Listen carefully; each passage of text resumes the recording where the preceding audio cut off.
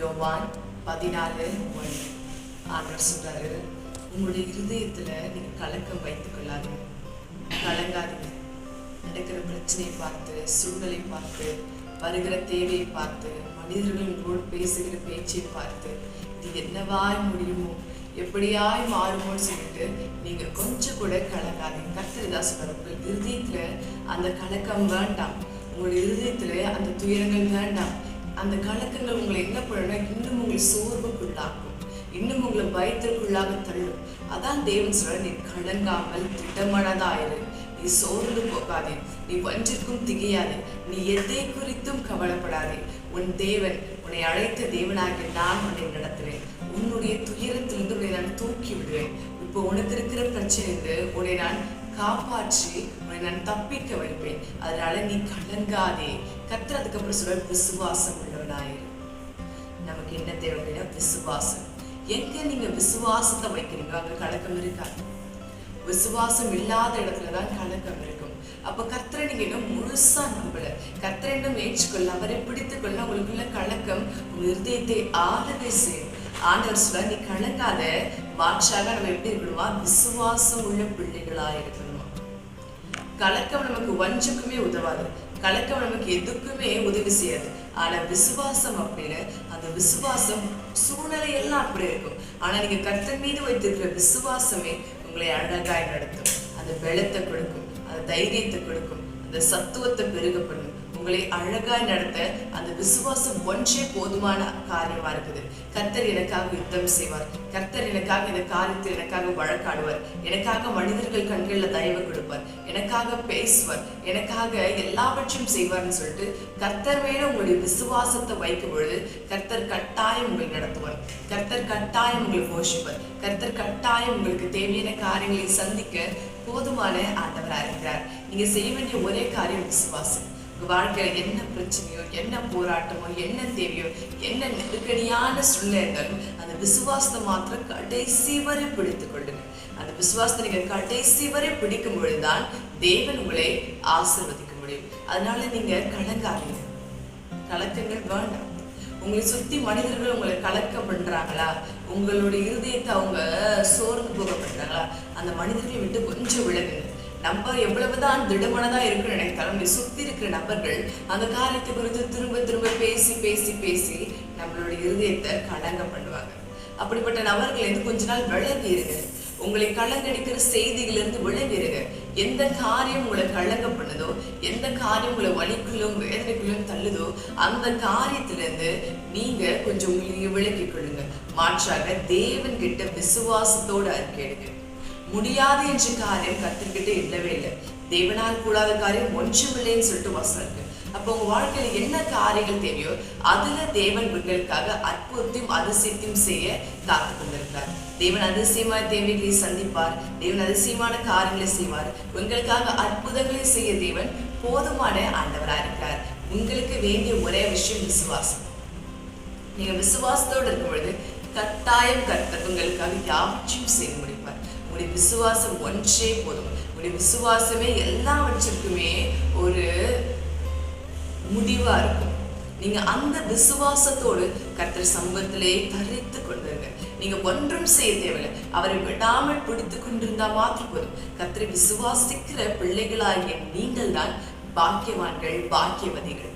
கர்த்தரை விசுவாசிக்கிற பிள்ளைகள் தான் ஆசீர்வதிக்கப்பட்டவர்கள். கர்த்தரை விசுவாசிக்கிற பிள்ளைகளுக்கு தான் எல்லா காரியங்களுமே கொடுக்கப்படும். அதனால நீங்க சோர்ந்து போகாதீங்க, நீங்க பலவீனம் அடையாதீங்க. ஐயோ, இந்த போராட்டம் இவ்வளவா எழுப்புகிறதே, என்னால் இதை சந்திக்க முடியலன்னு சொல்லிட்டு நீங்க திகைத்து கலங்காதீங்க. ஒரு நாளும் தேவன் உங்களை அழகாய் நடத்துவார், தேவன் உங்களை வித்தியாசமா நடத்துவார், தேவன் உங்களுக்கு ஆறுதல் செய்வார், தேவன் உங்களுக்கு துணை நிற்பார், தேவன் உங்களுக்காக எல்லாவற்றையும் செய்ய போதுமான ஆண்டவரா இருக்கிறார். அதனால நீங்க கலங்காதீங்க, விசுவாசத்தோட. விசுவாசம் எப்படின்னா கடுகுவதே அல்லது. இந்த போராட்டங்களும் பாடுகளும் நெந்திகளும் எவ்வளவு பெரிதா இருந்தாலும் பரவாயில்ல, நான் என் தேவனை விடாமல் உறுதியாய் பற்றி பிடிப்பேன், என் தேவனை உறுதியாய் பிடிப்பேன். நான் அப்படி அவரை உறுதியாய் பிடிக்கும் பொழுது அவர் எனக்காக யாவற்றையும் செய்து முடிப்பாருன்னு சொல்லிட்டு வசனம் இருக்கு. ஸோ அதனால திகைக்காதீங்க, கலங்காதீங்க. விசுவாசத்தோட தேவன் கிட்ட இப்போ உங்க வாழ்க்கையில என்ன பிரச்சனையோ என்ன தேவையோ அது கர்த்தர்ட்ட அடிக்கேடுங்க. ஆண்டவரே இந்த காரியத்தை இதை செய்யுங்க ஆண்டவரே, இந்த தேவைகளை சந்திங்க ஆண்டவரே, இந்த மனுஷ பயத்தை இருந்ததை எடுத்து போடுங்க ஆண்டவரே, இந்த காரியம் எனக்கு கலங்க வைக்கிறது, இந்த காரியம் எனக்கு கஷ்டப்பட்டுன்னு சொல்லிட்டு உங்களை கலங்கடிக்கிற காரியத்தை தேவ சமூகத்தில் இப்போ நம்ம சொல்ல போறோம். கர்த்தர் அதிலிருந்து உங்களுக்கு கட்டாயம் ஒரு பெரிய விடுதலையை கொடுக்க போகிறார். நீங்க கலங்காம இருக்கணும், விசுவாசத்தோடு கர்த்தர் கேட்கணும். அப்படி விசுவாசிக்கும் பொழுது கர்த்தர் உங்களுக்கான நீங்க கேட்ட காரியத்தை கொடுப்பார். ஒரு இடத்துல கர்த்தர் சொல்றாரு, உன் விசுவாசம் பெரிது, நீ விரும்புகிறது உனக்கு ஆக கிடவது. உங்கள் விசுவாசம் அதை போன்று பெரிதா இருக்கும் பொழுது நீங்கள் என்ன காரியத்திற்காக கேட்கிறீங்களோ, என்ன காரியத்தை விரும்புகிறீங்களோ, கர்த்தர் அதை கட்டாயம் உங்களுக்காக செய்து முடிக்க போதுமான ஆண்டவராக இருக்கிறார். அதனால சோர்ந்து போகாதீங்க. இப்போ ஒரு விஷயம் நம்ம கர்த்தரை நோக்கி ஜெபிப்போம். அவர் கட்டாயம் உங்களுக்காக எல்லாவற்றையும் செய்வார். ஜெபிப்போம்.